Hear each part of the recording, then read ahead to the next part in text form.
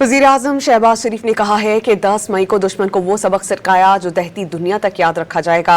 पाकिस्तान की एटमी क़ुव्वत हमारे दिफा के लिए है और यही वजह है कि दुनिया पाकिस्तान को एक जिम्मेदार एटमी क़ुव्वत के तौर पर जानती है। काबीना इजलास से खिताब में वज़ीर-ए-आज़म ने कहा कि मौजूदा सूरत हाल से सिर्फ हमारी नहीं बल्कि ख़ित्ते की तमाम मईशतों को मुश्किलात का सामना है, लेकिन हमारी बेहतरीन काविशों से सड़कों पर कतारें लगीं, ना ही राशनिंग हुई।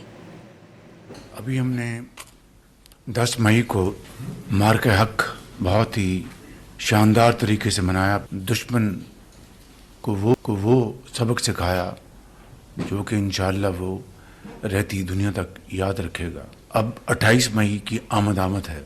एक कौमी ये हमारा बयानिया है कि ये असासा हमारे डिफेंस के लिए है, ऑफेंस के लिए नहीं है। और यही वजह है कि दुनिया पाकिस्तान को आज एक रिस्पॉन्सिबल न्यूक्लियर पावर के तौर पर जानती है। हालिया 1.5 महीने में जो ख़ित्ते में जो जंग के बादल मंडलाते रहे, इस वक्त अल्हम्दुलिल्लाह सीज़ फायर है। यकीनन हमारी मईशत को नहीं बल्कि ख़ित्ते में दूसरी जो इकॉनमीज़ हैं ममालिक की, उनको भी बहुत मुश्किलात का सामना करना पड़ा।